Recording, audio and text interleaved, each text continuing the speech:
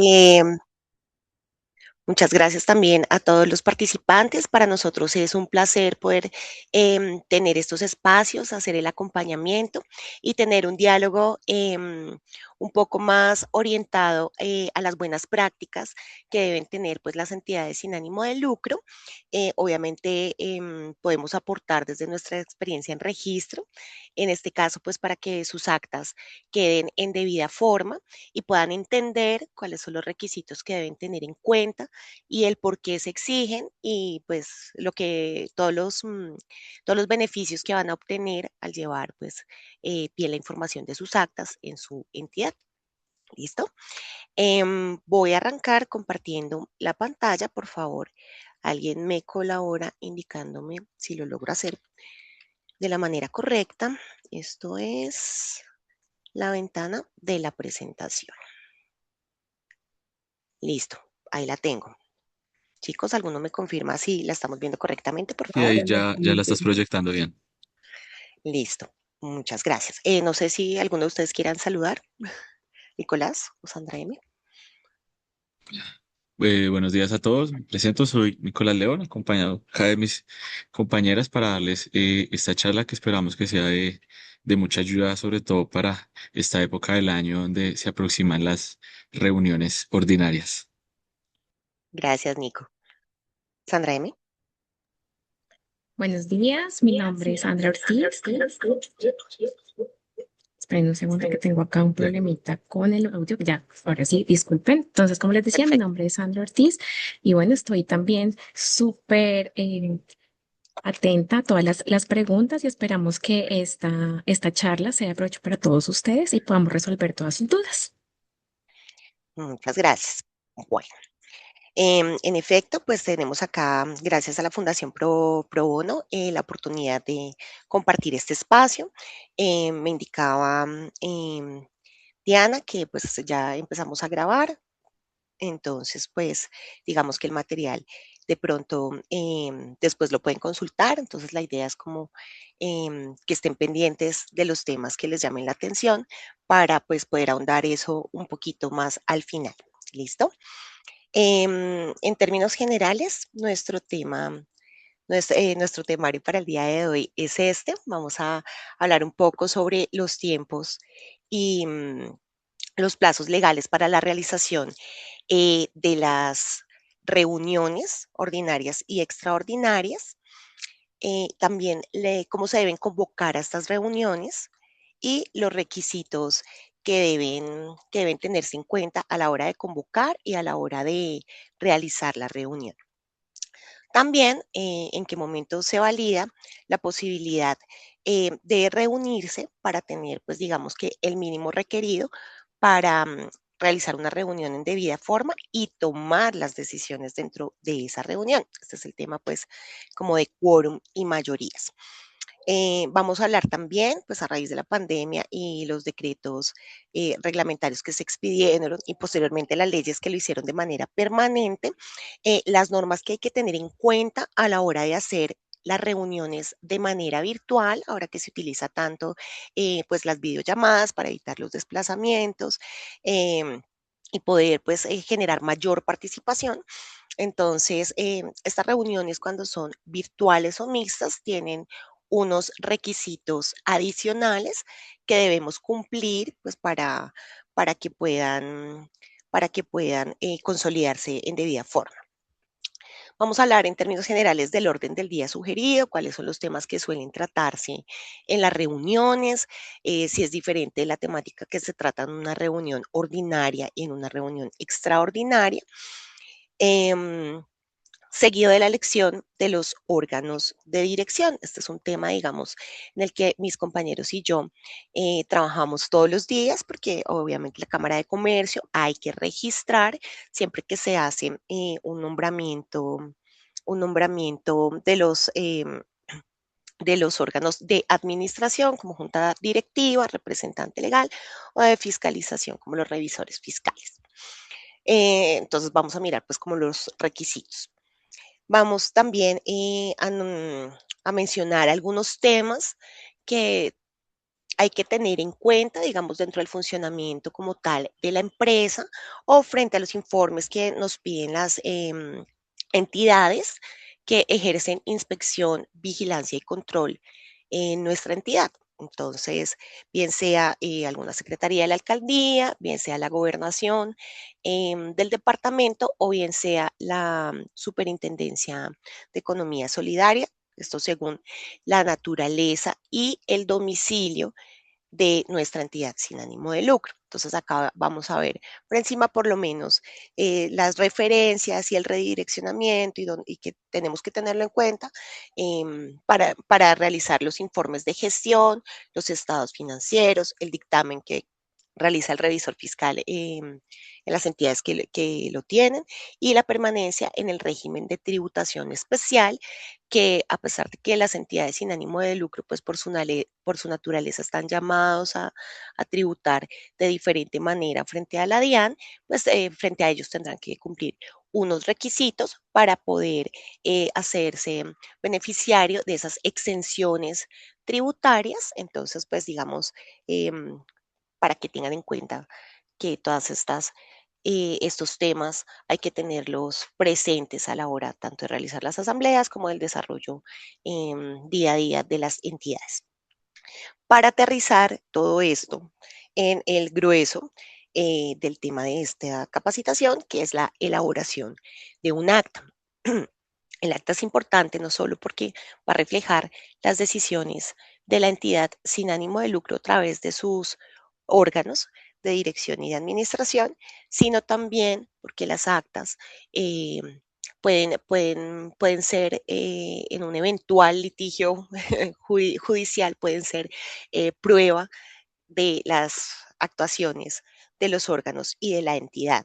Hay que llevarlas en debida forma, hay que llevarlas en los libros de cada órgano. Hay unos libros que se registran en la Cámara de Comercio, entonces acá si los llevan físicos les dan las hojitas con el sello, con el membrete para que lleven sus actas y donde se entenderá que van las originales firmadas y hablaremos de la manera en que se pueden radicar las copias de esas actas, tanto en las cámaras de comercio a la hora de que necesiten ser registradas por las decisiones que contienen y también pues que sepan que muchas veces hay que llevar la constitución, las reformas estatutarias y hacerlas de conocimiento de la entidad que ejerce inspección, vigilancia y control.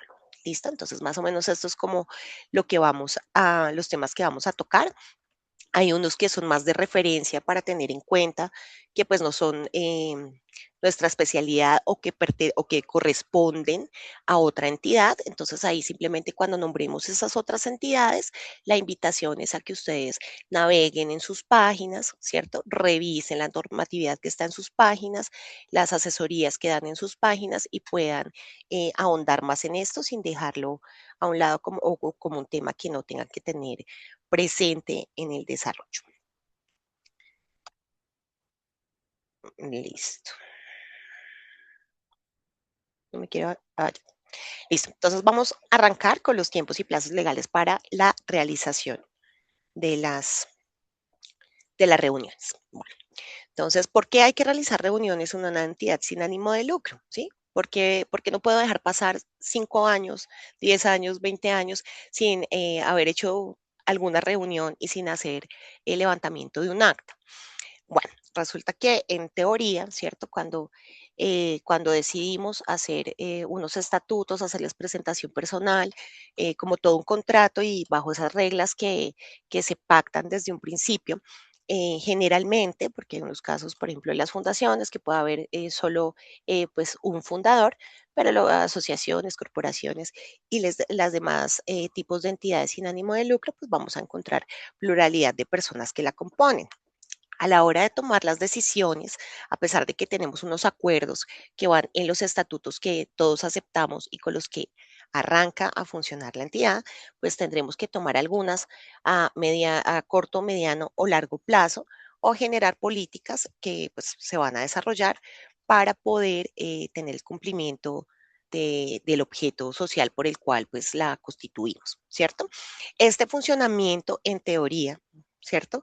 Pues debe ser democrático. Entonces tiene que haber pues unas votaciones y se mirará si algo se aprueba, si algo no se aprueba y la constancia se refleja en el acta. ¿Quiénes toman esas decisiones? Pues digamos la estructura interna de una entidad depende de lo que se pacte en los estatutos, pero de las características vamos a mirar si creamos más, si creamos menos, si lo hacemos más fácil, más difícil, con un grado de dificultad más alto de la toma de decisiones, con uno más bajo. Por eso aquí decimos que para que ese funcionamiento democrático funcione, entonces yo tengo que mirar la estructura de gobierno corporativo que le voy a dar a esa entidad. Entonces, depende de las características de mi entidad, la naturaleza, ¿sí? El tamaño, ¿cierto? De las personas que lo componen, el tipo de, sí, porque el tamaño, por ejemplo, porque si somos tres personas, ¿sí? Los asociados. Entonces, fundamos, constituimos y pues seremos muy seguramente un órgano de dirección y administración. Entonces, haremos todas las funciones los tres. En este caso, digamos que fuéramos Sandra, Nicolás y yo. Entonces, vamos a hacer una asociación. Entonces, Sandra, Nicolás y yo somos una asamblea de asociados y nosotros hacemos todo. Entonces, nos reunimos, si vamos a reformar los estatutos, pues será nuestra asamblea de asociados quien decida. Si vamos a nombrar un representante legal, será la asamblea de asociados quien decida. Si vamos a nombrar un revisor fiscal también. Si vamos a aprobar el informe de gestión del representante legal también, porque solo somos los tres. Si somos más, si somos 20, si somos 30, si somos 50, si somos 100, si somos 1000, pues entonces muy seguramente no será tan fácil reunirnos y tomar decisiones. Entonces, muy seguramente esa asamblea de asociados de 1000 personas, de 1000 asociados, pues se reunirán anualmente y muy seguramente se reservará la facultad de reformar los estatutos de la entidad, pero para el funcionamiento, las decisiones rápidas y que no esperan, ¿cierto?, a que se reúnan los 1000, pues entonces dentro del gobierno corporativo tendremos un órgano de dirección que será la junta directiva o como la quiera llamar, si la quiero llamar de otra manera, pero le asignaré unas funciones de administración para que sea más fácil que esa junta directiva, compuesta por 5 principales y 5 suplentes, les sea más fácil reunirse en los casos que así se requieran y tomar unas decisiones. em, o muy seguramente será muy engorroso que 1000 personas nombren un representante legal, entonces a esa junta directiva le colocaré la función de designar el representante legal. Entonces, esto para mirar la naturaleza y de la entidad que manejo, que constituyo, que quiero armar, tengo que mirar lo que quiero hacer y para el gobierno corporativo, para mirar qué órganos de dirección y administración contemplo, ¿sí? Si tengo o no revisor fiscal, si tengo 1 o 50 representantes legales, si ellos van a tener o no suplentes, pues tendré que mirar también el número y las características que tienen las personas que lo componen. También nosotros vemos eh, entidades que son, que conocemos como de segundo grado, de tercero, cuando las primeras son personas naturales y luego vienen las jurídicas y luego eh,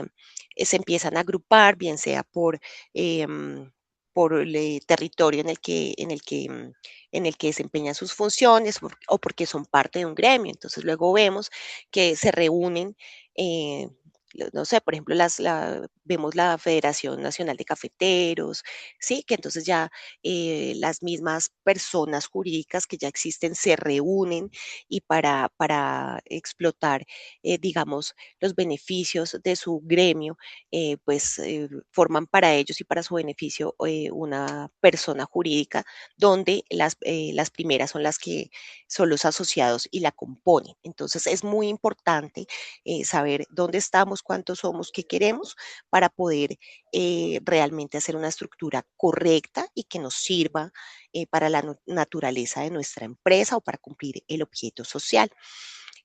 Los fines de la entidad, la historia, lo que va motivando a la asociación, que se ajuste a las necesidades reales.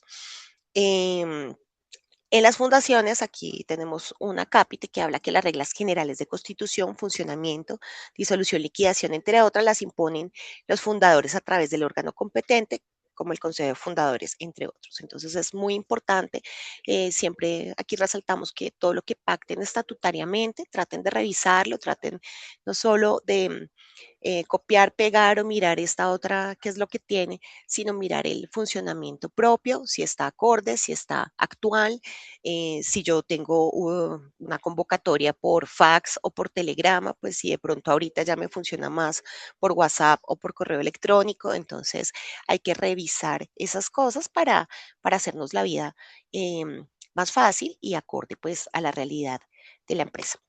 ¿Listo?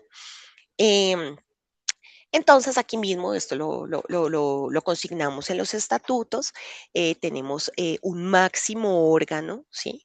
Que en términos generales aquí llamamos Asamblea General, que pues en la fundación podrá ser Asamblea de Fundadores o como la quieran denominar, en la asociación puede ser la Asamblea de Asociados, en la corporación la Asamblea de Corporados, ¿sí?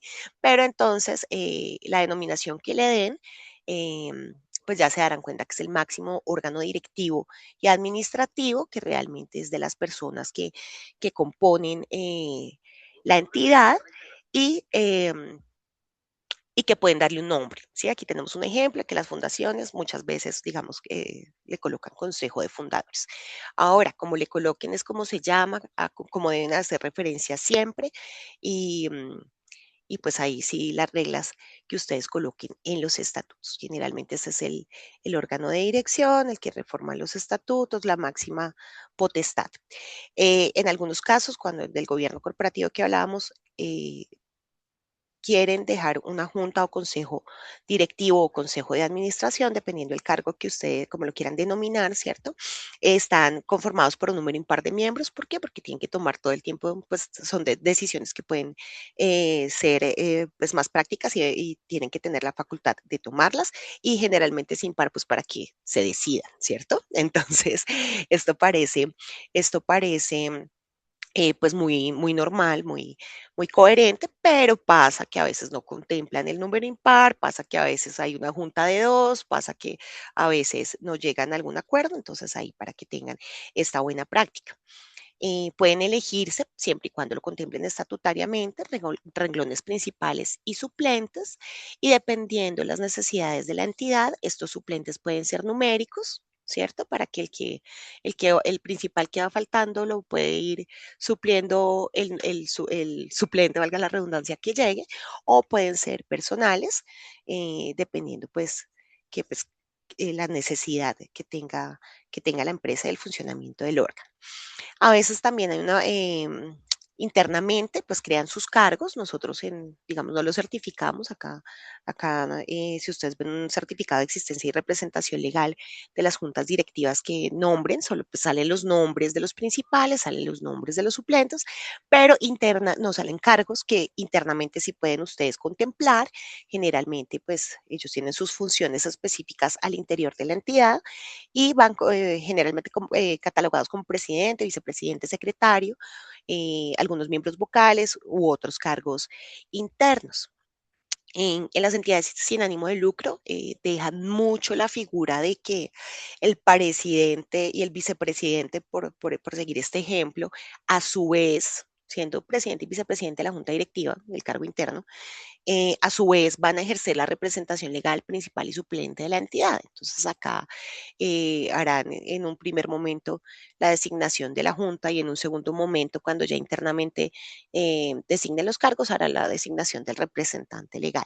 Por eso es muy importante la redacción que ustedes tengan en sus estatutos y el conocimiento de esos estatutos y que todo el tiempo tengan a mano los estatutos vigentes, porque nosotros lo miramos, la entidad de inspección, vigilancia y control miran los estatutos. Si en algún momento hay un eventual litigio judicial con otra entidad, con otras personas internamente, van a mirar sus estatutos. Entonces deben estar acordes con la realidad y debe ser pues como la primera la primera instrucción para hacer nuestras reuniones, para tomar nuestras decisiones, para hacer nuestras actas, para hablar bien eh, del nombre del órgano que le colocamos, para hacer bien nuestra convocatoria. Entonces, el llamado siempre es que cuando puedan, cuando tengan el quórum suficiente, cuando puedan, hagan siempre, pues, su ajuste en los estatutos si lo requieren, los compilan, o sea, vuelven a tener solo una versión de estatutos y pues los registran, los registran en la Cámara de Comercio y los tienen siempre presentes al momento de elaborar sus reuniones. Bueno, siguiendo con los órganos de dirección y administración, pues obviamente el representante legal que pues será el llamado a representar a la entidad, a firmar en su nombre, a obligarse.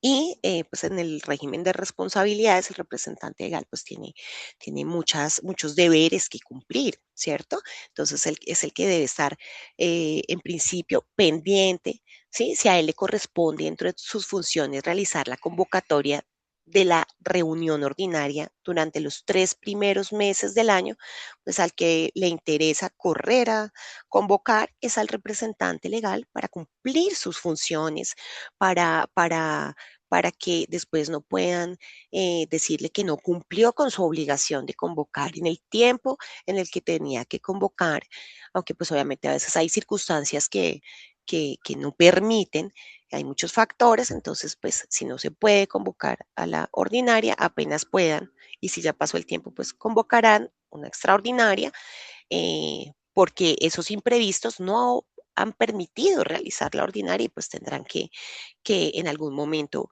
reunirse y hacer la depuración de esos temas. ¿Sí? Entonces ya lo veremos ahorita al más detalle, pero el representante pues tiene unas obligaciones. El representante legal no puede salir corriendo y no cuando un día antes de que se venza la obligación de declarar impuestos. Entonces, es una figura con mucha responsabilidad, pero asimismo también, digamos, es la persona que puede impulsar de primera mano al ejercer sus funciones, pues el desarrollo de la empresa. Entonces, pues es una figura importante. Em, de su gestión, ¿sí? Es donde se ve el cumplimiento de primera mano de los objetivos de la entidad y también estatutariamente le podemos dar un cargo para nombrarlo de X o Y manera. Se utiliza mucho las denominaciones de gerente, presidente, director, ¿sí? Y dependiendo de las necesidades de la empresa, podrá tener uno o varios suplentes que puedan o actuar concomitante con él o los vamos a habilitar únicamente en caso de falta temporal o absoluta. ¿Cómo podemos dar estas limitaciones a los representantes legales? O en caso de que la asamblea, el máximo órgano, quiera limitarlo también en temas de, mm, de cuantía para los contratos. Entonces uno dice, no, el representante legal puede firmar en nombre de la entidad un contrato con una cuantía hasta X cantidad de salarios mínimos y si va a firmar más tiene que pedirle permiso a la Junta. ¿Sí? Todo este tipo de cosas, o sea, cómo se llama, si tiene suplentes, si los suplentes pueden actuar todo el tiempo solo en sus faltas temporales, si el representante tiene plenos poderes para todo, tiene limitaciones como cuantía, ¿eso dónde va? En los estatutos. Entonces, volvemos ahí con lo importante que es saber qué es lo que necesito para el funcionamiento de mi entidad, cómo me funciona en mi entidad, qué es lo que requiere mi entidad y lo pacto estatutariamente y lo tengo presente. ¿Listo? En los estatutos, entonces, indicamos atribuciones y facultades de los cargos y pues ese sistema de representación legal. También la figura del revisor fiscal hace parte de las buenas prácticas en la gestión de la información de una entidad sin ánimo de lucro y también dentro de la visión del gobierno corporativo, la estructura interna que maneja la entidad. ¿Qué nos va a dar? Pues además de los topes legales que anualmente nos van a exigir o no de primera mano en razón a los activos que maneja la empresa, de tener o no un revisor fiscal, también puede ser por las necesidades que genere nuestra entidad o la normatividad para nuestro tipo de entidad. Entonces, un revisor fiscal tiene que ser un contador público titulado que verifique registros contables, la información contable y que dictamina los estados financieros y pues estará relacionado así para firmarlos y allegar esos estados. eh, pues si van a hacer el depósito de estados financieros acá en la Cámara o los que entreguen a la DIAN o los que les exijan para acceder a algún beneficio o requisito. em, o para pues cualquier cosa en términos generales. Si la entidad se inscribe al registro único de proponentes y suele visitar con el Estado para X o Y actividad, pues también en la parte contable el revisor fiscal será quien firme esos estados financieros y, y es un cargo sujeto a la formalidad de registro. Entonces, si tiene un revisor fiscal, pues tiene que estar inscrito en la Cámara de Comercio y sale en el certificado de existencia y representación legal de la entidad. ¿Qué hay que mirar? Pues hay que mirar muy bien la figura y que tengan un capítulo en los estatutos destinado al revisor fiscal, donde vean las facultades, la manera eh, de elección, ¿cierto?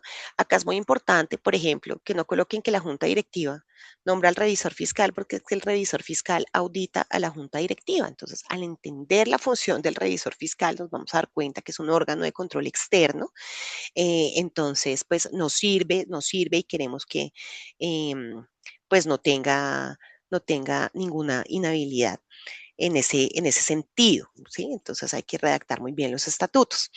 En términos de normativa, el revisor fiscal se exige para las fundaciones, asociaciones y corporaciones cuando el cargo se prevé en los estatutos. Entonces, si yo me voy a constituir o voy a hacer una reforma de estatutos de mi fundación, asociación o corporación y yo hago mi capítulo destinado al revisor fiscal y coloco quién lo elige y las funciones que tiene, inmediatamente vamos a estar muy pendientes que en el siguiente punto haga el nombramiento del revisor fiscal, ¿sí? Si no tiene revisor fiscal en este momento porque no lo necesita, porque legalmente no lo requiere, entonces, pues ese capítulo no lo puede desarrollar en sus estatutos, no lo debe contemplar, porque pues será un órgano que no va a contemplar por el momento. ¿Cierto? Entonces, si existen los estatutos, debe existir el nombramiento, la designación. Si no lo voy a hacer, no voy a hacer la designación, pues entonces no lo contemplo estatutariamente. Ay, que ahorita no, pero mañana de pronto, entonces en el mañana, cuando lo requiera, hace primero una reforma estatutaria, incluye ese capítulo y a renglón seguido realiza el nombramiento. ¿Listo? Bueno. Y ya para darle la palabra a Nico, que va a continuar el siguiente tema, vamos a hacer acá, digamos que también es importante tener en cuenta que lo que les decía, para que sea legal, efectivo, incontrovertible, eficaz, entonces debemos estar, ¿cierto? Muy pendientes, porque es muy linda la elaboración del acta, muy hermosa la reunión, pero para que eso tenga efecto, debo tener en cuenta con mis estatutos al lado cómo debo realizar esa invitación a la reunión. ¿Sí? Y esa invitación a la reunión, si yo tengo los estatutos, un telegrama, pero porque tengo esos estatutos hace 50 años y ahorita estoy convocando por WhatsApp, no me sirve. Entonces, primero tendré que hacer una reforma estatutaria donde todos estén de acuerdo, donde se enteren, donde les parezca y donde pacte esa manera de realizar la invitación, tanto a las ordinarias como a las extraordinarias. Em, entonces hay que tener en cuenta que el medio para convocar, ¿sí? La manera en que yo voy a enviar ese mensaje,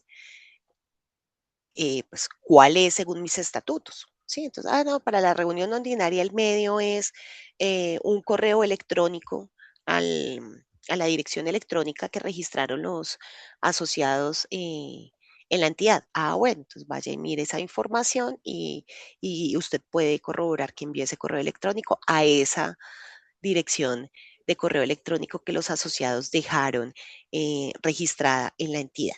¿Sí?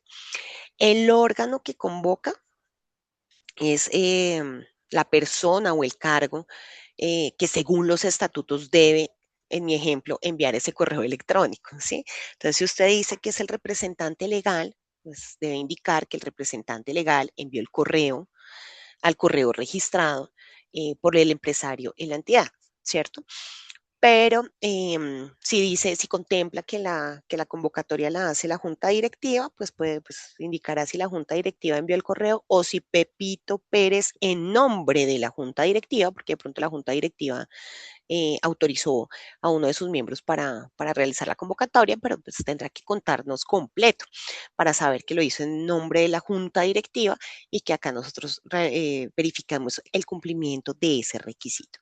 Y la antelación es con cuánto tiempo de anticipación deben tener en cuenta. Entonces, generalmente, dentro de las costumbres, vamos a dejar un tiempo más largo, que generalmente son 15 días hábiles, ¿sí? Pero pues puede ser lo que ustedes pacten o según la naturaleza o lo que requiera la entidad o lo que les sea práctico con la realidad. Pero digamos, para la ordinaria, generalmente dejamos más tiempo, por ejemplo, 15 días hábiles, en los cuales no contamos ni el día que yo convoco, o sea, en mi ejemplo, ni el día que yo envío el correo, ni el día de la reunión, sino los que están, decimos nosotros, en nuestras prácticas, decimos los del sándwich.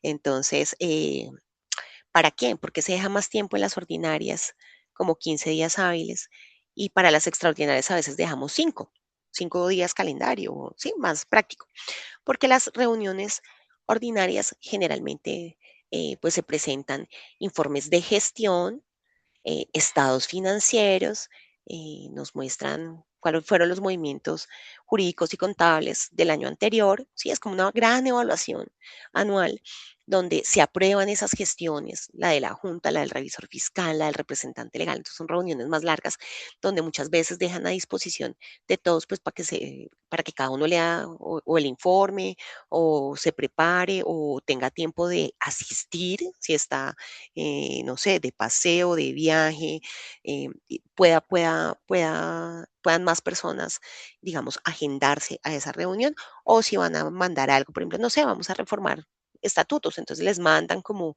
un boceto para que la gente tenga el tiempo de leérselo y de mirar. Entonces, es una buena práctica dejar un tiempo más larguito para la reunión ordinaria, que esa es pues la reunión infaltable, donde todos quieren asistir. ¿M?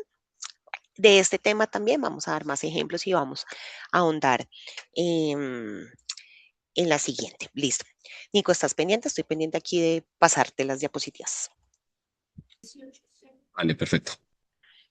Listo, entonces continuaremos con los tipos de reuniones. Acá haré una simple mención de los tipos de reuniones, ya que nuestra compañera ahorita va a profundizar. Tenemos primero la reunión ordinaria, como bien lo decía Ángela. Son reuniones donde lo que se hace es mirar cuál es el estado de la entidad. Son reuniones que normalmente se realizan en el primer trimestre del año. Sin embargo, se puede pactar en los estatutos la periodicidad conforme a las necesidades que tenga la entidad. Son reuniones muy densas porque abarcan muchos temas, temas financieros, se aprueban los estados financieros de la entidad, el informe del representante legal. También se suelen hacer nombramientos de órganos de administración, como lo son la junta directiva, de representación legal también, y también se puede aprovechar para aprobar reformas estatutarias. Por otro lado, tenemos las reuniones extraordinarias, que estas reuniones sí son convocadas dependiendo de la existencia de alguna urgencia que necesite tomar decisiones pronto. Acá un ejemplo que podemos poner es cuando el representante legal renunció. Entonces la entidad quedó sin representante legal y pues la entidad no puede quedar sin un órgano quien la representa. Entonces es urgente convocar a una reunión para poder superar el tema de la renuncia al representante legal. ¿Puedes pasar la diapositiva, por favor? Acá tenemos las otras clases de reuniones. Tenemos las reuniones no presenciales. son reuniones donde, como su nombre lo indica, no es necesaria la presencia física de las personas, sino pueden estar conectadas por un medio tecnológico que permita una comunicación simultánea. Estas mismas reglas también aplican para las reuniones mixtas. Pues esto es que una parte está presente y la otra está por medio virtual. Ahorita más adelante ahondaremos sobre estas. También tenemos las reuniones por comunicación sucesiva o simultánea, que en efecto no es como tal una reunión.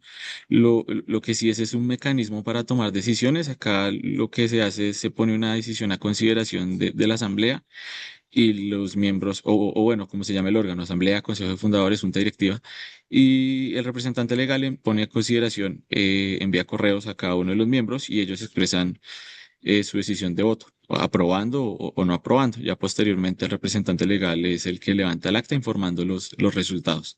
Pero como tal no es una reunión. Tenemos las reuniones por derecho propio. Son pues reuniones que operan cuando no se ha llevado a cabo la convocatoria de la reunión ordinaria o habiéndose convocado, se convocó de mala manera. Tenemos las reuniones también de segunda convocatoria. Estas operan cuando se convocó una reunión, ya sea ordinaria o extraordinaria, pero no hubo quórum. Caso parecido son las reuniones de hora siguiente, donde también no hubo quórum. Sin embargo, según lo que se regule en los estatutos, porque si todo depende de la forma en que lo regulen, pero un ejemplo es, se citó a la reunión el día de hoy a las 9 de la mañana, el órgano está compuesto por 100 personas y el quórum es la mitad más uno, entonces necesitaríamos 51 personas para iniciar la reunión. Sin embargo, a la hora de la reunión, que eran las 8 de la mañana, no hubo quórum porque habían solo 40 personas. Entonces lo que se hace es que se da espera de una hora y después de esa hora se puede deliberar con el quórum que regulen los estatutos. Un ejemplo es, después de la hora se podrá reunir con cualquier número de miembros presentes o también pueden regular con el 10% del total de miembros de la Asamblea General. Todo depende de cómo se regule. Y también tenemos las reuniones universales, que es cuando todas las personas asistieron. Si son 100 miembros, estaban los 100 miembros. Si es de junta directiva y son 7 miembros, estaban presentes los 7. Esas son las reuniones universales. ¿Podrías continuar, por favor? Entonces, ahora vamos a hablar de la convocatoria y los requisitos. Entendiendo la convocatoria, esta serie de procedimientos que yo debo cumplir para poder citar a una reunión de manera correcta. Pues sigue, por favor, la diapositiva. La, acá hay que tener en cuenta el tipo de reunión. Normalmente no es lo mismo, la misma manera de convocar a una asamblea ordinaria que convocar a una asamblea extraordinaria.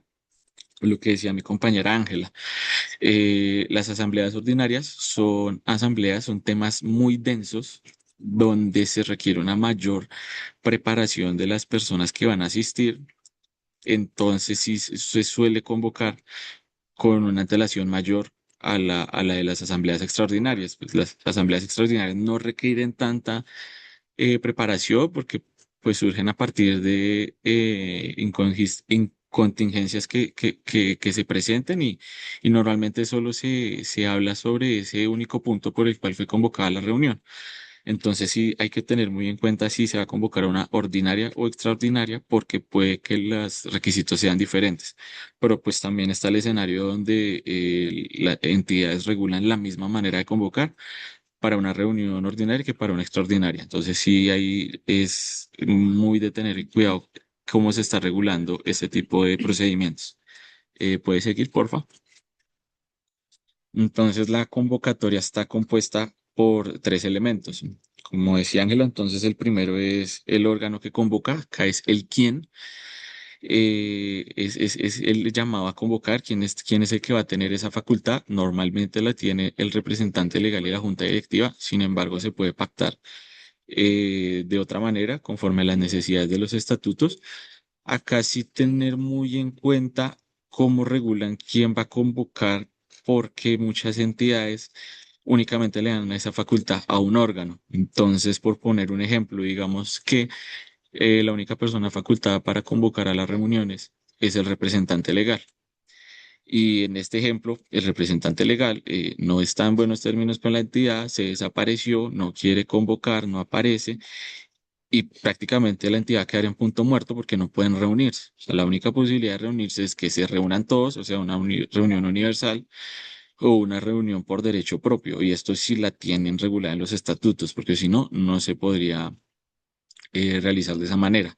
Entonces, acá sí tener mucho cuidado. La recomendación es que esa facultad se le dé a más de una persona, más de un órgano, para evitar estos inconvenientes.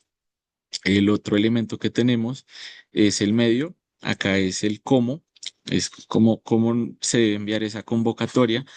Acá la invitación es a actualizar los estatutos, pues porque ya a día de hoy estamos en un tema de la era digital y sí se encuentran muchos estatutos que en el medio regulan temas como el fax, pues ya yo creo que a día de hoy es muy complicado enviar un fax. Es algo que entró en desuso, pero pues si está convocado, está regulado de esa manera, pues se tendría que dar de esa manera. Acá hay que tener mucho cuidado con la reacción porque siempre se tiene que cumplir con la literalidad. También la reacción en cuanto a los medios, en un ejemplo. Entonces, el primer escenario. Entonces, en los estatutos dice, se debe convocar por correo electrónico y por llamada telefónica y por aviso en un periódico. Y en el segundo escenario, la reacción es, se debe convocar por correo electrónico o por llamada telefónica o por aviso en el periódico. En el primer escenario, tengo que convocar por los tres medios para que la convocatoria sea válida, mientras que en el segundo basta con una de las tres opciones para poder llevar a cabo la convocatoria. Entonces también tener mucho cuidado con eso porque depende de la reacción, se puede enredar mucho el tema de cómo se debe realizar una convocatoria. Y el último elemento es el tema de la antelación, que es el cuándo, es el lapso que tiene que pasar desde que convoco hasta cuándo me puedo reunir. Que hay que tener en cuenta que la regla general es para el conteo de este término no se tiene en cuenta el día de la reunión, ni tampoco se tiene en cuenta el día en que se va a convocar. También para que cuando vayan a hacer ese conteo tengan en cuenta y revisar si los días que indicaron en los estatutos son días hábiles o días calendario, porque eso también afectaría el tema del conteo. ¿Podría seguir, por favor? Esto ya le doy paso a mi compañera Sandra. Gracias, Nico. Listo, entonces vamos a hablar ahora del quórum y las mayorías. Uno de los principales errores es que a veces no diferenciamos el quórum de las mayorías. Entonces vamos a empezar hablando o digamos que analizando qué es el quórum, ¿verdad? El quórum son el mínimo de personas que deben estar reunidas en la reunión para que se pueda dar esta reunión y para que puedan deliberar. ¿Verdad? Entonces, ejemplo, en una fundación, en una asociación, donde su total de miembros sean 20 y donde en sus estatutos, por ejemplo, se indique que el quórum deliberatorio son es la mitad más uno, deben estar presentes 11 personas. ¿Verdad? En la práctica registral a veces se hacen muchas devoluciones porque a veces no es muy claro el quórum o las personas que están presentes. Entonces, aquí es importante que ustedes sepan que en las reuniones, por ejemplo, de Asamblea General, donde es el máximo órgano, es importante que nos indiquen el total de miembros o de asociados activos que están en la reunión, que forman parte de esa entidad y de esos cuántos están presentes en la reunión para nosotros poder verificar que efectivamente se cumplió con el quórum establecido en los estatutos. ¿Por qué es importante que nos indiquen ese dato? Porque nosotros en los asociados no los tenemos registrados. Por consiguiente, no podemos saber si efectivamente se cumplió el quórum. Ahora, para los de la junta directiva, cuando se reúne la junta directiva, aquí es necesario que nos indiquen el nombre de las personas que están presentes en la reunión. En este caso, a nosotros sí certificar ese órgano de junta directiva, sí es importante que nos indiquen el nombre porque ahí sí nosotros podemos controlar, por así decirlo, o saber quiénes son las personas que están registradas como ese miembro. Sigue, por favor, Ángela María. Gracias. Ahora, las mayorías, por otra parte, es el número de votos mínimos requeridos para que una decisión sea válida. Entonces, en el anterior ejemplo donde decíamos que del total de 20 están presentes 11 asociados, si en los estatutos, por ejemplo, nos indican que para tomar una decisión se requiere la mayoría simple, tienen que aprobarse esa decisión por 7 votos. Perfecto. Sigue, por favor. Listo. Esta de falta de quórum es una circunstancia que es más común de lo que se cree. ¿Listo? Entonces, a veces no puede haber quórum, o se dice que no hay quórum deliberatorio cuando, por ejemplo, se llega al día de la reunión a la hora establecida, pero no se completa, o sea, o no, o las personas que se necesitan mínimo no están. Entonces, en estos eventos, los estatutos suelen prever eventos para que se pueda llevar a cabo la reunión. Entonces, aquí, digamos, en los estatutos a veces se habla de reuniones de hora siguiente o las reuniones de segunda convocatoria, que más adelante vamos a decir también un poquito más sobre ellas. Respecto a la falta de quórum decisorio, es, por ejemplo, cuando no se cumple con los votos mínimos requeridos para aprobar una decisión determinada. En este caso, pues la decisión no sería válida.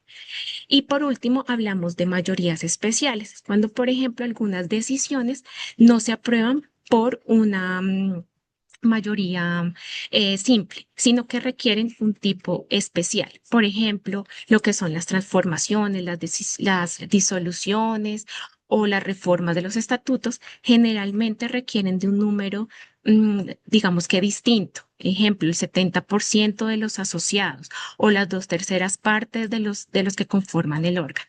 Entonces, estas mayorías especiales, digamos que es una garantía específica para, digamos que, no altera la estructura de esa entidad. Sigue, por favor. Listo, aquí le damos entonces paso a Nicolás.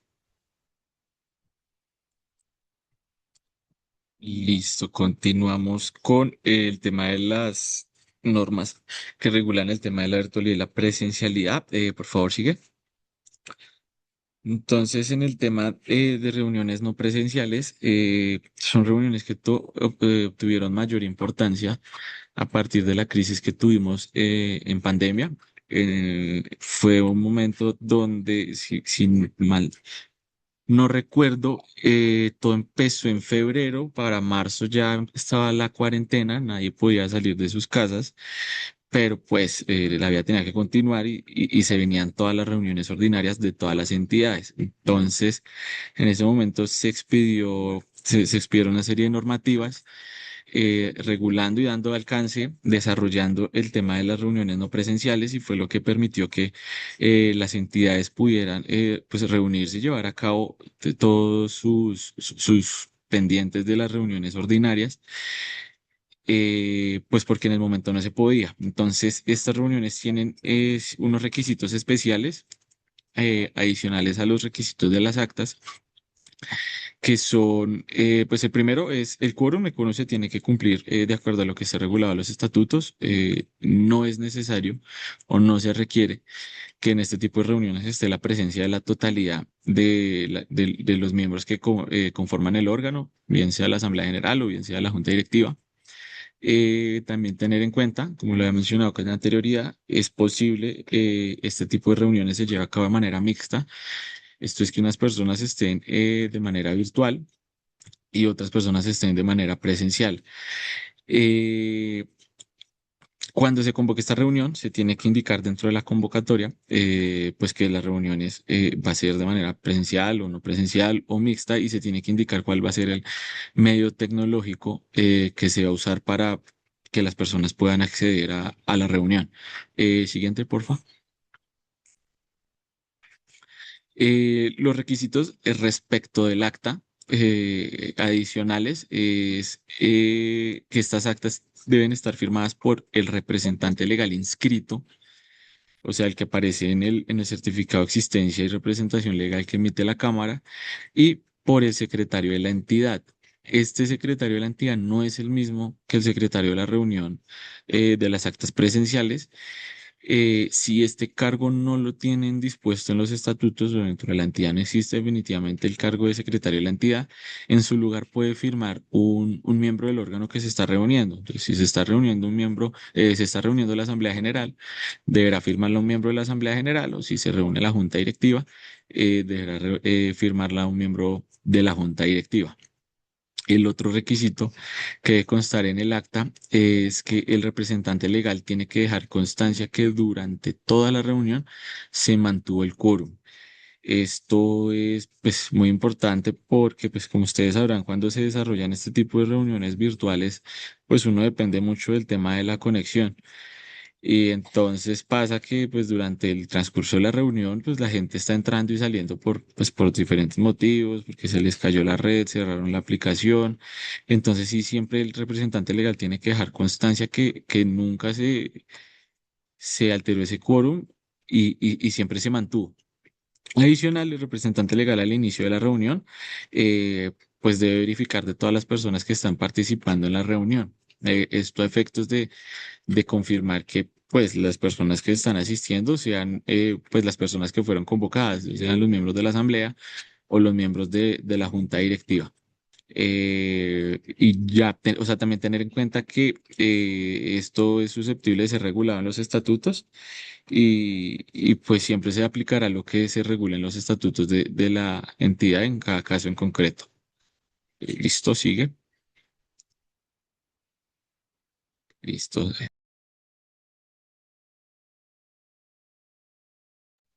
Listo, acá le doy paso a nuestra compañera Ángela.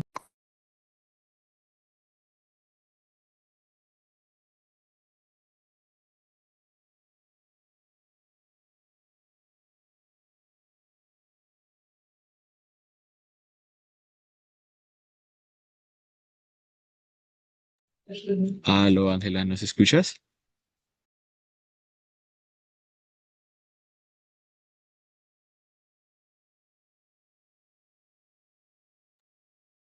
Sí, ya, estaba hablando sola.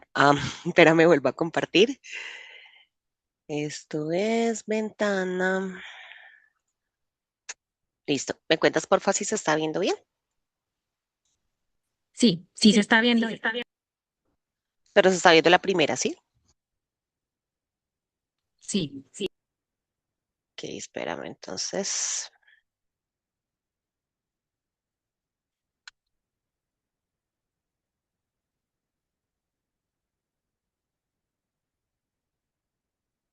Compartir ventana.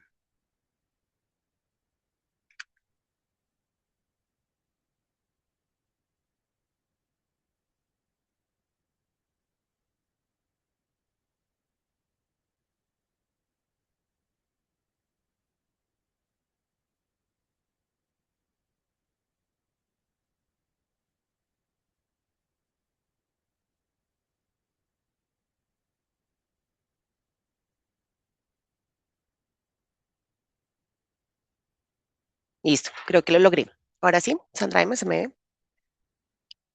Primera.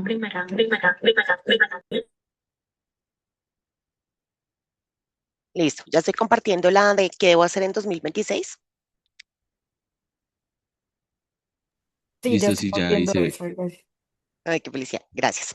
Bueno, ¿qué va a hacer en 2026? Nosotros hemos hablado en este momento, pues, de las reuniones impajaritables que debemos contemplar en los estatutos y que debemos realizar también en términos de ley, que mínimo, entonces son las ordinarias, que generalmente van a estar contempladas para los 3 primeros meses de cada anualidad. Hay entidades que regulan 2 ordinarias, una al principio y otra al final, pero insisto, eso ya es porque dentro de las necesidades lo exigen. Y las extraordinarias para en caso de cualquier necesidad prevista en que se tengan que tomar decisiones. Hemos hablado también de otras reuniones como las virtuales, que tienen sus requisitos especiales, que estas digamos que a partir de pandemia se pueden realizar en todas las entidades cumpliendo los requisitos de las normas que las regulan y hemos mencionado otros tipos de reuniones como de la hora siguiente, de segunda convocatoria por derecho propio, que no existen solitas, sino que deberán estar contempladas estatutariamente. Lo mismo que si quieren si es muy usual que suspendan las reuniones, entonces también tendrán que regular ese tipo de suspensión de reuniones estatutariamente. Entonces, esas otras reuniones, reuniones estatutarias, que conforme a las necesidades de las entidades pueden contemplar en los estatutos. Entonces, si en mi entidad los asociados eh, están muy lejos los unos de los otros, es muy difícil el desplazamiento, es difícil de pronto la conexión virtual, entonces pues de 100 llegan siempre 10, pues entonces le meto a los estatutos, contemplo una reunión, por ejemplo, de hora siguiente, donde habilito eh, la, la- la posibilidad de realizar la reunión con los que lleguen, con los que estén después de la hora, de la hora siguiente. Entonces se espera una hora y se arranca. Entonces, ese tipo de cosas para que las tengan presentes y según las necesidades de la entidad, las contemplen y desarrollen estatutariamente. Y pues puedan reunirse y tomar decisiones, que a la hora del té es eso, hacer la vida real, según las necesidades, más fácil para poder tomar decisiones y que no se pause, ¿cierto? Por estas diferentes necesidades, pues el desarrollo del objeto social. ¿Listo? Teniendo en cuenta esto que voy a hacer ahorita en 2026, que estamos en el segundo mes del año, pues estar pendientes de preparar esa asamblea ordinaria que hay que hacer en los términos debidos. Para eso, pues hay que preparar los informes que se van a revisar en esa reunión, como el informe del representante legal, el representante legal presenta el informe y ahí pues lo aprueban en el máximo órgano.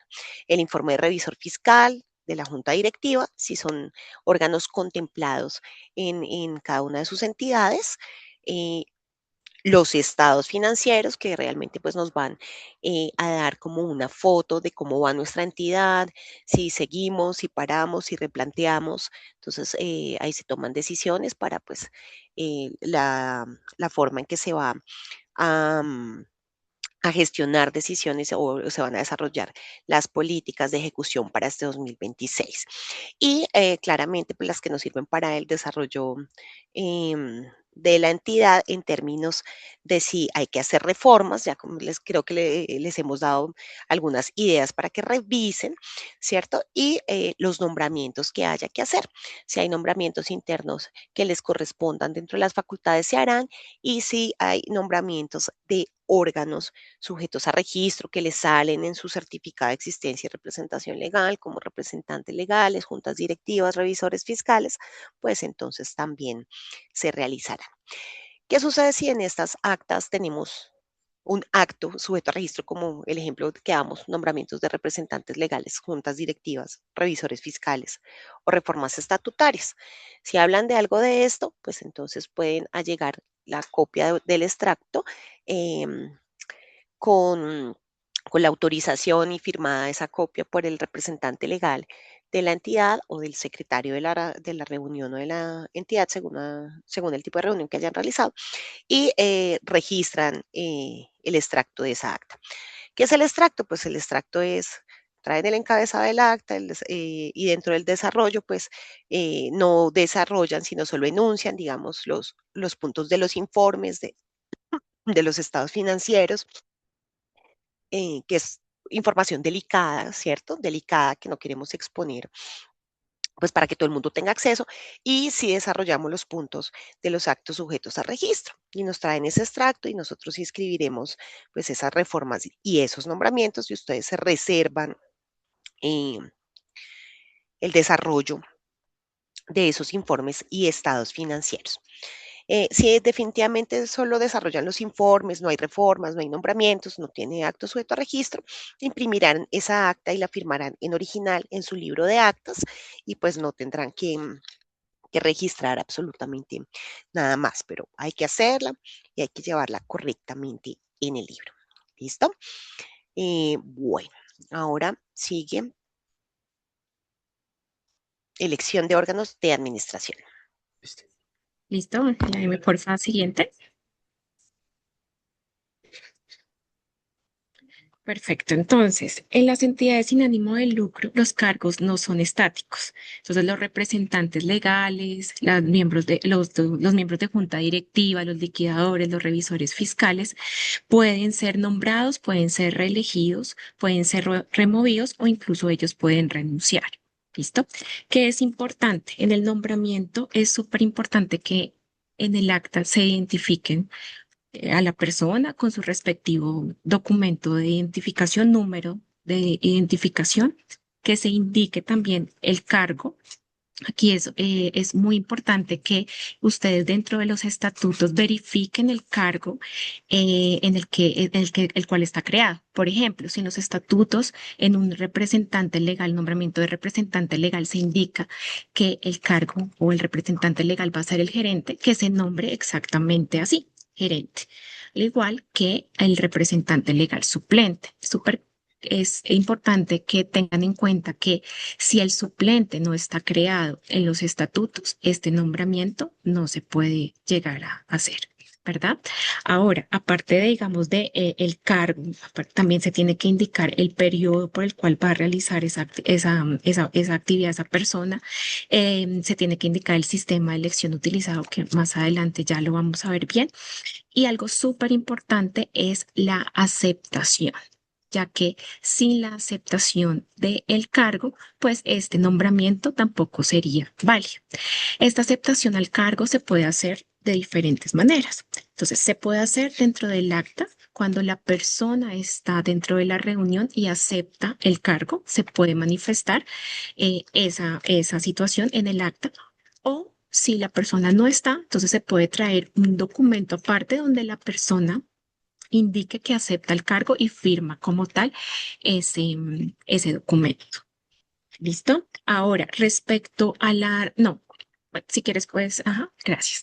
Ahora, respecto a la reelección. En la reelección a veces se suele confundir porque a veces muchas entidades piensan que al ser reelección, es automático.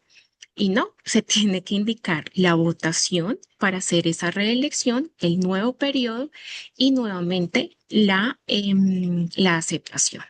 ¿Listo? Es importante tener en cuenta que tanto en los nombramientos como en las reelecciones, el órgano competente para nombrar esas personas es el que debe realizar ese nombramiento y se deben siempre respetar los votos, las mayorías, como lo vimos anteriormente.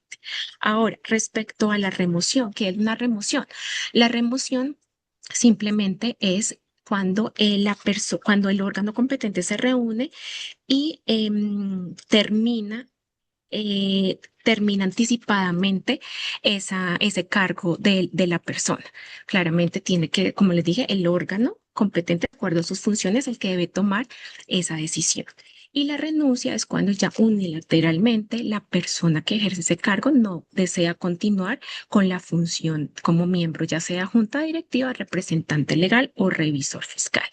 La práctica registrada es muy importante que tengan en cuenta que tanto la remoción como en la renuncia, la persona que está siendo nombrada sigue apareciendo en el certificado de existencia y representación hasta que no se haga un nuevo nombramiento. Ahora sí, podemos seguir. Gracias. Listo. Respecto a los sistemas de elección, que es súper importante que tengamos en cuenta que no simplemente es que haya una votación y que las personas que se reúnan voten, ¿sí? Es importante que tengan en cuenta que no todas las entidades sin ánimo de lucro tienen el mismo sistema de elección y no votan de la misma manera. Entonces, vamos a explicar un poquito los más comunes. El nominal es cuando cada asociado tiene derecho a cuantos votos quiera o se regule, ¿sí? Y aquí se deben respetar las mayorías, ¿listo? Porque aquí se va a votar por una persona específica.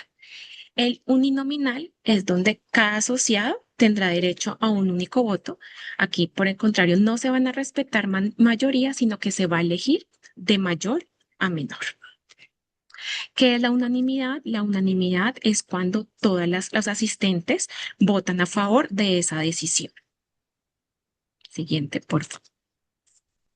El cociente. El cociente ya es un sistema que es un sistema un poco más técnico que busca una representación proporcional, pero es muy importante que se aplique correctamente y que, como les dije, esté regulado en los estatutos. ¿En qué consiste el cociente? El cociente consiste en dividir el total de votos válidos por el número de cargos a proveer. Con base en este resultado, se asigna los puestos según los votos obtenidos en cada una de las listas. Y si quedan de pronto cargos a proveer, entonces estos van a corresponderán a los residuos más altos. Aquí lo más importante es saber es que ustedes tengan claro en sus estatutos cuál es el sistema de elección que tienen que aplicar. ¿Listo? Sí. Siguiente, Ángela, porfis. Gracias, Andy. Listo. Entonces, acá, como les nombrábamos hace un rato, los informes de gestión, los estados financieros, el dictamen del revisor fiscal y los requisitos que deben acreditar ante la DIAN para la permanencia en el régimen de tributación especial para que tengan acceso a las exenciones tributarias, pues hay que revisarlos y cumplirlos. Dentro de estos informes que se presentan en las reuniones en las reuniones ordinarias, y que se aprueban en las reuniones ordinarias, también frente a otras entidades se van a tener que presentar mm, dentro de la información que se reportan anualmente. Entonces acá tenemos, ahorita les relacionamos en el chat, si quieren, el link de la normativa al respecto. Por ejemplo, la Secretaría Jurídica Distrital de la Alcaldía Mayor de Bogotá, actualmente la circular 020-2024 es la que da las instrucciones para el reporte que tienen que hacer las entidades que están bajo su inspección, vigilancia y control de la información jurídica, financiera y contable. Entonces, esto es importante, lo dejamos acá como para que lo tengan en cuenta y lo revisen a fondo de cómo entregar estos informes. ¿Listo? Para la gobernación de Cundinamarca, en el mismo sentido, también exige anexar informe de gestión de la actividad desarrollada durante la vigencia inmediatamente anterior para las entidades que están bajo su inspección, vigilancia y control. Este tema se desarrolla en la circular 012 del año 2025 y para las entidades del régimen solidario que están bajo la inspección, vigilancia y control de la Superintendencia de la Economía Solidaria. Entonces, en su circular básica jurídica contemplan que estas entidades deberán realizar la presentación del informe de gestión al Consejo de Administración o Junta Directiva y los mecanismos de comunicación e información con este órgano en el que se disponga que la información será enviada con no menos de 3 días hábiles de anticipación a cada reunión. Em, tenemos de la Secretaría Jurídica, la Alcaldía Mayor, de esta circular relacionada, tenemos el artículo 47 que nos ejemplifica lo que ese informe de gestión deberá incluir. Em, entonces, habla sobre la exposición fiel de la evolución de los negocios y la situación económica, administrativa y jurídica de la sociedad o entidad, y el informe deberá incluir igualmente indicaciones sobre acontecimientos importantes después del ejercicio. Esto es, pues, el corte es al 31 de diciembre del año inmediatamente anterior al que se presenta, la evolución previsible de la sociedad o entidad, las operaciones celebradas entre socios y con los administradores, el estado de cumplimiento de las normas sobre propiedad intelectual y derechos de autor por parte de la sociedad. Respecto a los votos que estamos hablando ahorita, entonces por eso es que hay que preparar esos informes para todo, pues para tenerlos en cuenta en la reunión y allegarlos a las entidades y autoridades correspondientes. Dentro del desarrollo de la reunión deberá pues este informe presentarse y ser aprobado por la mayoría de votos em, de quienes deban presentarlo y de quienes deban aprobarlo y las salvedades como de quienes no comparten los resultados de ese informe. Esto es a manera enunciativa, digamos, porque así como les decía, digamos, si lo traen a registro, nosotros vamos a mirar nombramientos, sujetos a registro, vamos a mirar reformas estatutarias, pero pues no vamos ni a mirar ni a calificar los informes de gestión, pero pues para nosotros es importante que ustedes sepan pues que deben desarrollarlos, deben aprobarlos y deben hacerlos bien y presentarlos a las autoridades competentes. Esta remisión de información, si quieren ahí, por favor, escaneen ese QR que tenemos ahí. Ese QR los va a llevar a la guía de entidades sin ánimo de lucro para que conozcan las responsabilidades legales que tienen que desarrollar internamente o presentar ante otras entidades en el desarrollo de la anualidad. Em, este es el más reciente que tenemos, es del 2024. La única salvedad que les hago es que esa manera ilustrativa y pues tiene mucha normatividad para que ustedes puedan relacionar y pues hay algunas normas que ya fueron actualizadas, otras que siguen vigentes, entonces siempre revisen si la normativa citada cambió ayer o sigue siendo la que está, porque insisto, esta publicación es del 2024 y algunas cosas que ya pueden estar más actualizadas, pero a mí me gusta mucho porque sí le muestra a uno como el marco general de lo que lo que tienen que cumplir las entidades sin ánimo de lucro. Esta y otras publicaciones pueden revisarla en la biblioteca digital de la página de la Cámara de Comercio de Bogotá, donde también todas las que vamos sacando van saliendo y hay muchas pues de interés para las entidades sin ánimo de lucro. Bueno, ya resumiendo todo lo que hemos dicho, vamos a mirar los aspectos rápidamente de la elaboración del acta en este ratico que nos queda. Tenemos que tener presentes algunas cosas. Lo primero es que las actas deben estar aprobadas. Entonces nosotros nos reunimos, tocamos el tema uno, el 2 y el 3, aprobamos el tema uno, 2 y 3 y luego leemos, pues digo yo, leemos el acta, ¿cierto? Miramos el acta, el contenido del acta, cómo nos quedó el acta y aprobamos el acta. La aprobación del acta quiere decir que sí refleja fielmente lo ocurrido en la reunión. ¿Sí?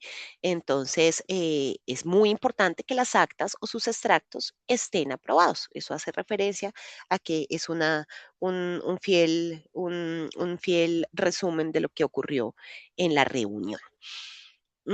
Para la inscripción en el registro, es necesario que no falte la mención de un aspecto que esté llamado a incidir en la eficacia y existencia de la decisión. Esto hace parte pues también de lo que revisamos cuando vamos a aprobar el acta. El acta es muy importante, las personas que fungen como presidente y secretario y dan su firma, ¿sí? Esas personas fungen como testigos de lo ocurrido, ellos dan fe con su firma de que lo que está plasmado en el acta o en el extracto coincide fielmente con lo ocurrido en la reunión. Eh, esta situación de ellos como testigos y que colocan su firma después de la elaboración del acta, hace que, pues, que nuestra legislación se contemplen la presunción de las actas como auténticas. Entonces, en principio, nosotros y todos los demás van a mirar que lo que está en el acta es lo que sucedió. ¿Sí? Entonces, las actas tienen un valor probatorio definido por el artículo 189 del Código de Comercio. Em, tendría pues que entrar tendrían que entrar pues a impugnarse ante el juez eh, las actas para poderse controvertir lo sucedido que indican ellas que sucedió, así valga la redundancia. Pero en principio se presumen auténticas y que lo que está consignado allí es cierto. El principio de la buena fe de las actas, por eso nosotros también, por ejemplo, en nuestro oficio diario del registro, nosotros entendemos que lo que está ahí es cierto, ¿sí? Nosotros no como ente de registro, que no somos ni jueces ni una entidad de inspección, vigilancia y control, nosotros en nuestra función del registro presumimos que lo que está ahí es cierto, presumimos la buena fe, que todo lo que está allí es correcto, para el registro no se exigen pruebas, ni documentos adicionales, ni declaraciones extrajudiciales. Nosotros miramos el acta y miramos lo que ahí es cierto. Entonces, si usted nos dice que la convocatoria la hizo de manera acorde a sus estatutos, para nosotros así es. Y de igual manera, cuando nos abstenemos a no inscripción, porque no corresponde en algún aspecto el acta a lo que está contemplado en los estatutos. Entonces, por eso es importante realizar bien la reunión. Hablamos de que un acta debidamente autorizada por su secretario o por algún representante legal no puede controvertirse como una auténtica. Listo. Acá generalmente vamos a ver siempre que o nos trae la firma del presidente y secretario en fotocopia, no importa, siempre y cuando abajo siempre nos indique que es fiel copia del original, que pues en este caso sería sí, como la copia del original tomado del libro de actas y debajo de esa expresión, de esa declaración, vendría nuevamente la firma del representante legal o del secretario. ¿Sí? Él es el que dice que es fiel copia del original. tomado el libro de actas. Y así vendría pues la presentación del acta. ¿Listo? Listo. Entonces, el acta, como no es un simple requisito formal, sino que es la prueba de que las decisiones o las decisiones, de que la decisión o las decisiones se tomaron válidamente, requiere de unos requisitos. ¿Listo? Entonces, el primero de ellos, si quieres, puedes seguir. El primero de los requisitos es el órgano que se reúne, que sea el competente. Entonces, aquí es súper importante establecer cuál es el órgano que está reunido, porque no todos los órganos en una entidad sin ánimo de lucro tienen las mismas facultades o funciones. Entonces es importante que nuevamente tengan en sus estatutos ahí a la mano y puedan verificar que dentro de sus funciones esté, por ejemplo, la decisión que van a tomar, ¿verdad? Entonces, primero, el órgano que se reúne, que sea el competente de acuerdo a lo que establece sus estatutos, porque no es lo mismo que la decisión la tome la Asamblea General que la Junta Directiva si no es el competente, ya que esto pues generaría en la práctica registral un rechazo automático de esa decisión. ¿Listo? El segundo es el tipo de reunión. Pues si quieres continuar con la otra presentación, Ángela, dime. La otra, ¿Siguiente? ¿O esa? Órgano que se la otra, reúne. porfis. Listo. Entonces, la otro requisito es el tipo de reunión. Dentro del acta, sí es súper importante que establezcan cuál es el tipo de reunión, si se reúnen, si es reunión ordinaria o reunión extraordinaria. Como vimos anteriormente, una reunión ordinaria se celebra dentro de una época específica del año. ¿Sí? Generalmente en los estatutos se establece que sea dentro de los 3 primeros meses del año. Y esto sí se debe cumplir de acuerdo a lo que dicen los estatutos. ¿Listo? En estas reuniones generalmente lo que se va a tratar son temas inherentes a la entidad, como digamos el estado de la misma en materia ya sea financiera, contractual o incluso cargas estatutarias. Pero sí se debe realizar dentro de ese tiempo determinado que se estableció dentro de los estatutos. Esa sería la reunión ordinaria. Para las reuniones extraordinarias, ya son aquellas que sí se pueden o están reguladas para poderse desarrollar en cualquier momento determinado o época del año, porque buscan precisamente atender asuntos urgentes o necesidades imprevistas que no pueden dar espera a una reunión ordinaria. ¿Listo? Que es porque es importante que se especifique que si es ordinaria o es extraordinaria, es porque en los estatutos, a veces los tiempos para convocar una u otra son totalmente diferentes. ¿Listo? Ahora, el otro tipo de reunión que también está es la reunión de hora siguiente. No sé si recuerdan que cuando hablamos de falta de quórum deliberatorio, hay algunos estatutos que prevén digamos, esta eventualidad y regulan expresamente esta reunión de hora siguiente. ¿Qué es la reunión de hora siguiente? Es cuando efectivamente se llega a la reunión a la hora indicada, se convoca perfectamente, pero al momento de esa reunión, a la hora, no existen, no están presentes las personas mínimas requeridas para llevar a cabo la reunión. Entonces, algunos estatutos establecen que pueden dar espera a una hora, generalmente es una hora, pero hay entidades que regulan 30 minutos, 2 horas, eso es, digamos que potestativo de cada una de las entidades en sus estatutos, y que pueden reunirse después de esa hora con el número de asociados que se encuentren presentes al momento de estar en la reunión, si eso se contempla en los estatutos. ¿Listo? Ahora, las reuniones por derecho propio. Esta, digamos que a diferencia de las anteriores, no fue convocada, es decir, no hay una convocatoria o ha sido convocada en contravía con lo previsto en los estatutos. ¿Listo? Y aquí sí es súper importante porque sí, en los estatutos se debe indicar cuándo se tiene que llevar a cabo esta reunión de derecho propio, el lugar y todo debe estar regulado en los estatutos y cumplirse con lo que dice en los estatutos.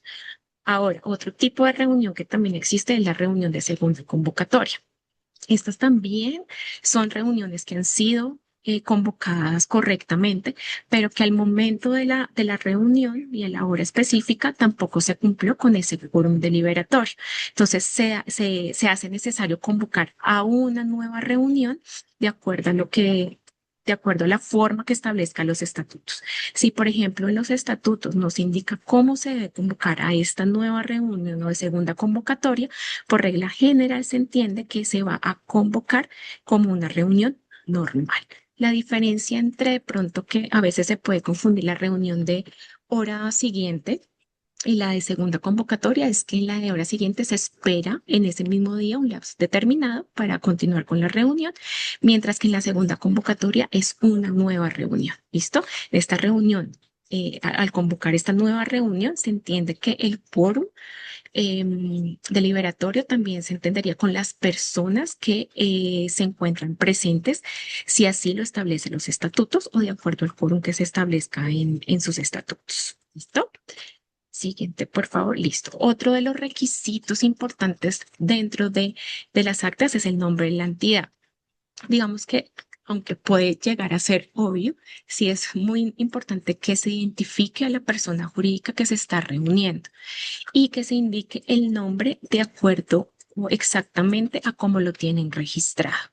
Porque a veces en la práctica digamos, nos ponen la sigla que no está registrada o como comúnmente se le conoce a la entidad y no tiene que identificarse expresamente a la entidad sin ánimo de lucro o la persona jurídica y este tiene que ser de acuerdo al nombre que se encuentra registrado en la Cámara. Listo. Aquí respecto a la fecha, digamos que tenemos que hacer un poco de una diferencia para no entrar de pronto en errores. ¿Listo? Acá es importante que en el documento se indique la fecha de la reunión. ¿Listo? Siempre indicar la fecha en la que se llevó a cabo la reunión, el día, el mes y el año. Porque en la práctica también registral a veces nos indican solamente el día y el mes y no nos indican el año. Siempre tienen que estar, digamos que esos tres elementos. ¿Listo? Y también diferenciarlo en la fecha del documento o en la que se realizó el acta. ¿Listo? Porque a veces se llega a confundir que es la misma de la fecha de la reunión. También tengan en cuenta que a veces no coincide la fecha inicial del documento, de la fecha donde se dice, donde se llevó a cabo la reunión, que es al inicio, y al finalizar, a veces también no se coloca esa misma fecha, sino otra, entonces también ahí es un tip.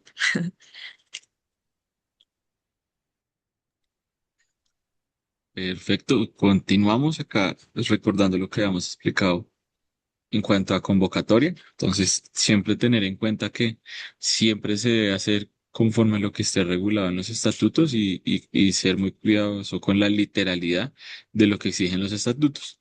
Y recordar que siempre está compuesta por el órgano, que es el quién, el medio es el cómo y la antelación, que es el cuándo. Esos son los componentes de la convocatoria. Respecto a quórum y mayorías, como mi compañera Sandra ya nos había explicado, simplemente entonces es recordar que quórum es la cantidad de personas que yo necesito para que una reunión sea válida y mayorías son la cantidad de votos que necesito a favor de una decisión para que esta decisión sea válida. Sigue, por favor. Sí. Sigue, por favor.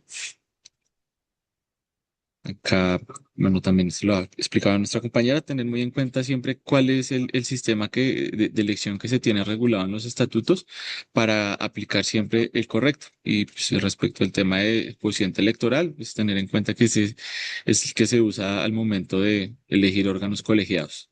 Sigue, por favor. Pues acá ya, ahora sí tenemos el tema de la aprobación del acta.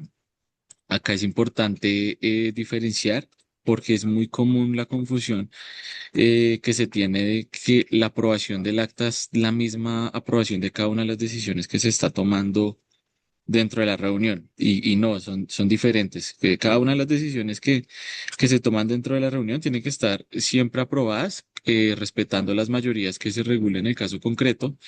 Y la aprobación del acta, si se refiere, es a la aprobación del documento que surgió a partir de la reunión como tal. Entonces ya, pues normalmente cuando se acaban las reuniones, se elaboran las actas, se designan unas personas para elaborar el acta y ese documento es el que se tiene que aprobar. Pueden haber dos escenarios. El primero, bueno, primero, esto tiene que ser aprobado por el órgano que está reunido. Entonces, el escenario uno es cuando el mismo órgano reunido la aprueba. Entonces, digamos que está reunida la junta directiva. Se llevó a cabo la reunión, finalizó la reunión y en media hora pudieron redactar el acta. Pusieron a consideración ya el documento como tal, los miembros de la junta directiva que están presentes revisan el documento y si encuentran que lo que está en el acta se ajustó efectivamente a lo que en realidad pasó, pues le imparten su aprobación. Esa aprobación tiene que constar de manera expresa en el acta. Si ven en la imagen de abajo, donde dice punto 3 verificación y aprobación, ahí dice se aprueba el acta número 56 de 2025. Ese es el tema de la aprobación. Y el escenario número 2 ya es más usado en reuniones muy grandes, cuando, sobre todo en reuniones de asamblea general, cuando es una reunión larguísima, que tomó mucho tiempo y el órgano que se reunió está compuesto por muchas personas. En este caso, se faculta a unas personas para que ellos sean los que le impartan aprobación al documento.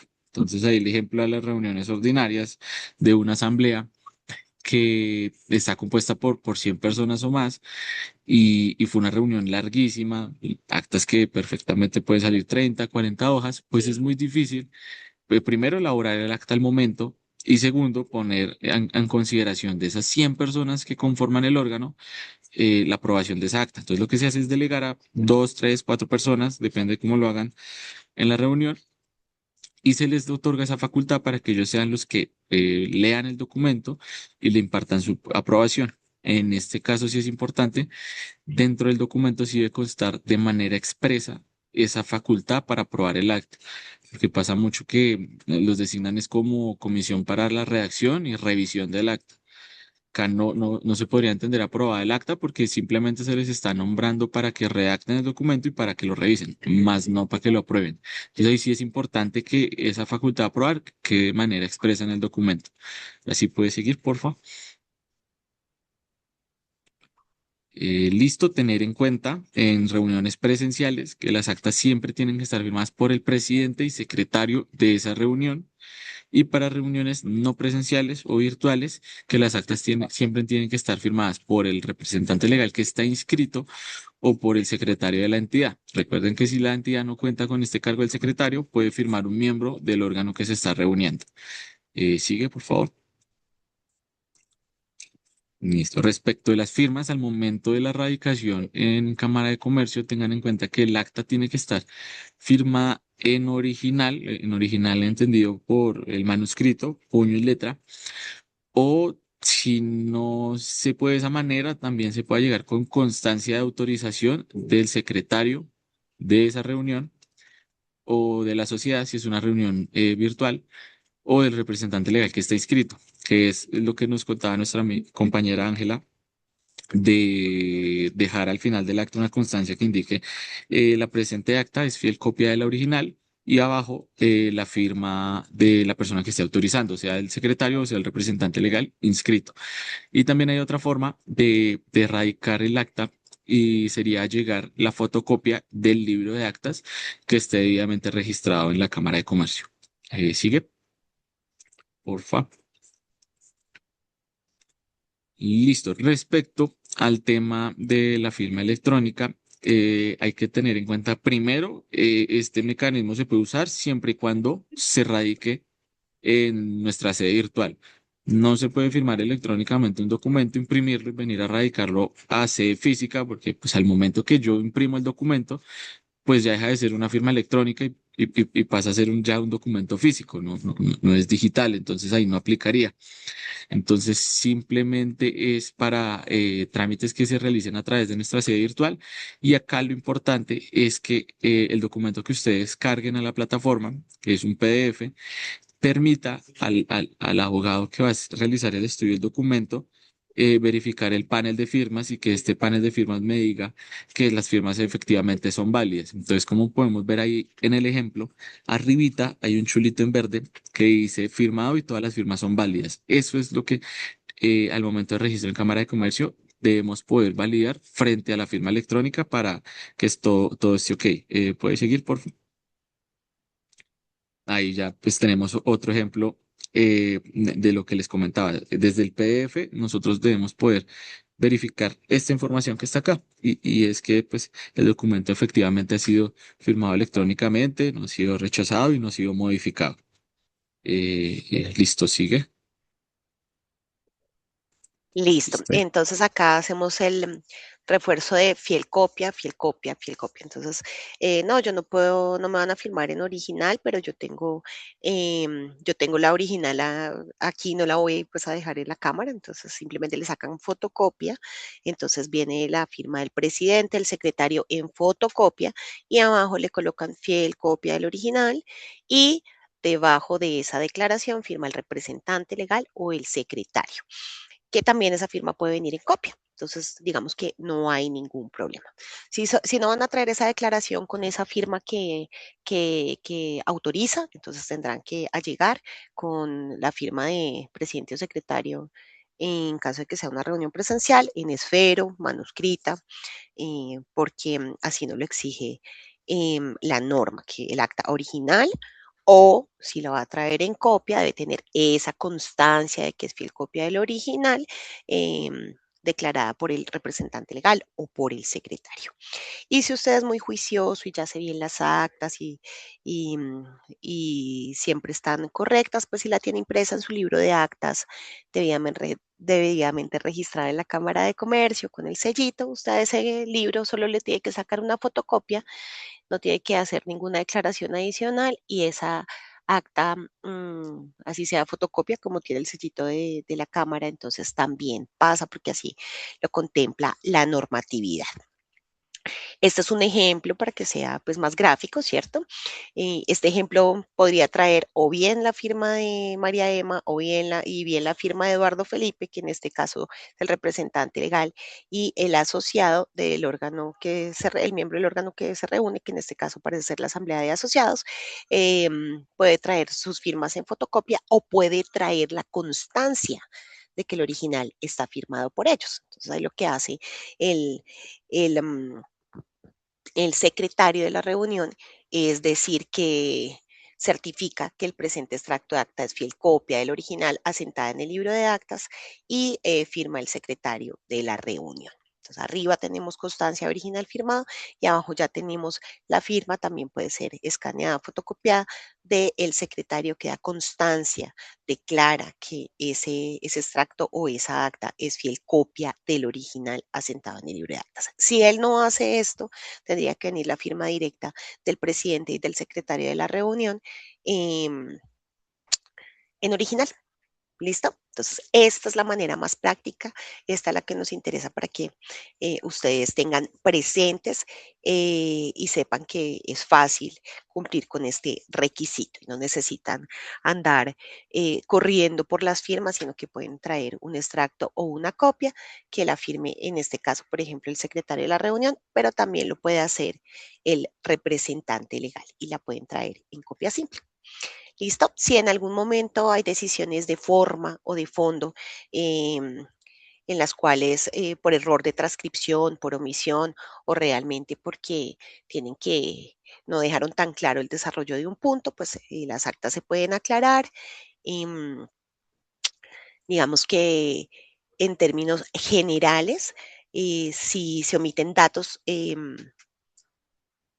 exigidos por la ley o el contrato de las actas, quienes hubiesen actuado en su momento como presidente y secretario pueden hacer actas adicionales para suplir tales decisiones. En este caso, presidente y secretario pueden aclarar cosas de forma como una cédula mal escrita en una designación que sí coincide en la firma, como por ejemplo cuando que dicen que nombran de presidente y secretario a dos personas y relacionan un error de transcripción en el dígito de la designación de una, pero la firma está correcta, entonces pueden aclarar cuál es el correcto número de cédula de quien designaron como presidente y por error de transcripción en el punto de designación, porque nosotros revisamos que a quienes designen sean los mismos que firman, ¿no? Y si relacionan las cédulas en ambos lados, pues deberán coincidir, como pasa en las notarías que le dicen a uno, revise bien antes de imprimir la escritura, que estén bien sus datos. Entonces aquí pasa lo mismo a veces errores de transcripción en el consecutivo del acta, en la fecha coloqué una fecha en números y otra en letras, tuve un error de transcripción en el año y se me fue el año 20.026. Ese tipo de cosas de forma que realmente pueden ser de omisión o de transcripción, puede decir nosotros, presidente y secretario, aclaramos que no es el año 20.026, sino es el 2026, aclaramos este error de transcripción y firma y se acompañará el acta principal con esta acta aclaratoria.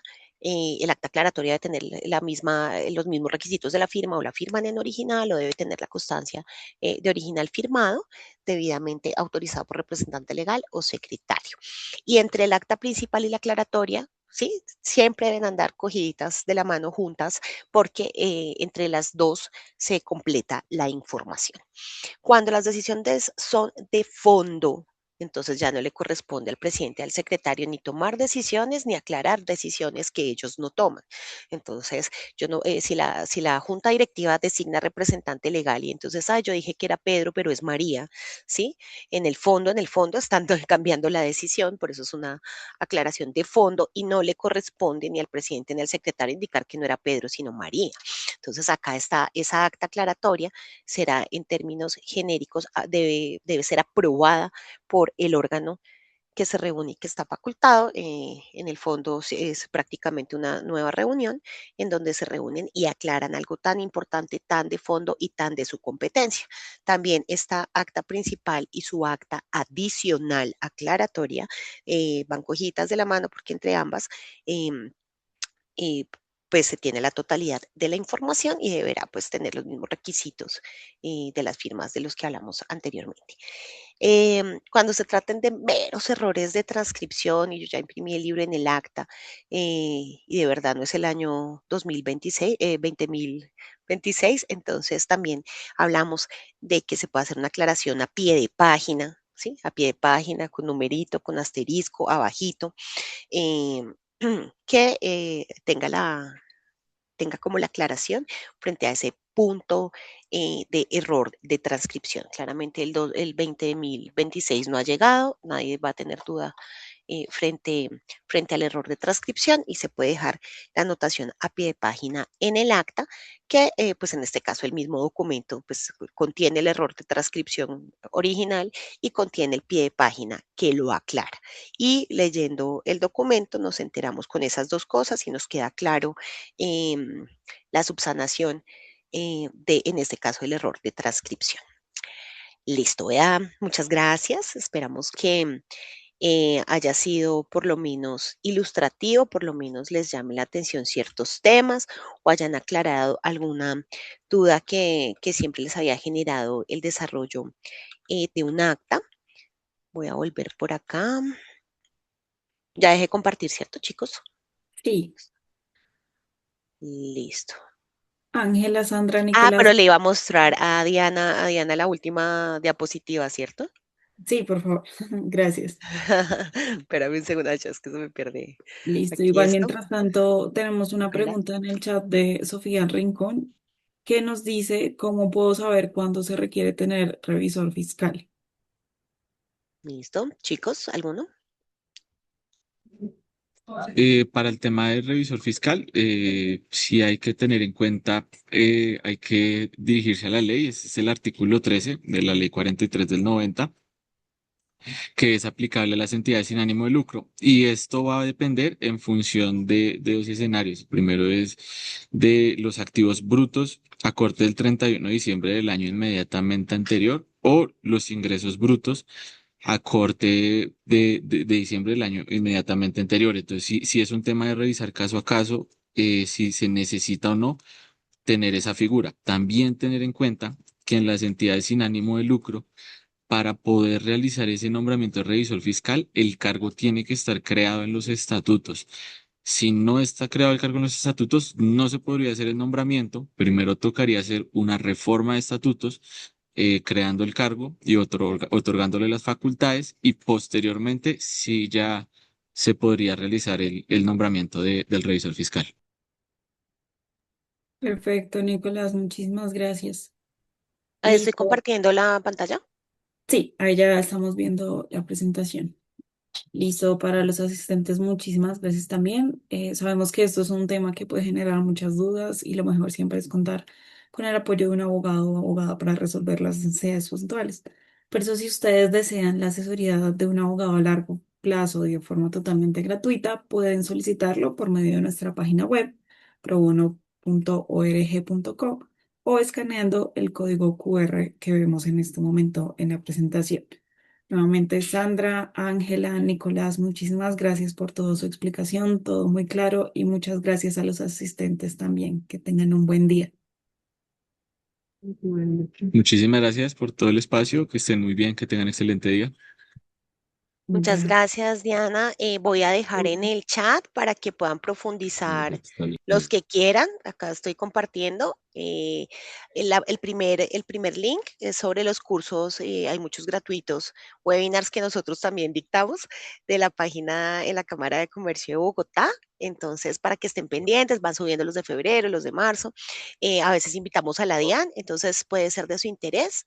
También tenemos las normativas de los registros públicos, donde van a encontrar toda la normativa de entidades sin ánimo de lucro, eso también es un link de nuestra página, y las grabaciones de nuestras conferencias virtuales, donde también nos van a ver a muchos de nosotros ahí de las que ya se realizaron, pero pues pueden verificar temas de su interés, loguearse y ver las grabaciones. A los que no alcanzaron a sacar con el QR la guía de responsabilidades de las entidades sin ánimo de lucro, la vuelvo a relacionar. Y la última invitación es que también revisen la biblioteca digital de la página de la Cámara, donde hay diferentes publicaciones. La última que acabo de compartir en el chat hace referencia a un manual básico de las entidades sin ánimo de lucro, que está, pues que lo pueden consultar y que está muy lindo. Muchas gracias por todo. Sandra M. Sí, muchas gracias, Diana, y a la Fundación Probono por el espacio. Y solamente también quiero recordar que en la Cámara de Comercio, en nuestra página, también tiene modelos de actas y guías informativas, las cuales pueden consultar en cualquier momento. Y pues es de gran ayuda también para la elaboración de estas actas. Listo, ahí se los voy a copiar que lo tengo por ahí abierto. La guía de actas. Y muchas gracias por el espacio y pues nos vemos en los otros cursos que se inscriban. Muchas gracias por todo. gracias a ustedes, que estén muy bien. Gracias. Gracias.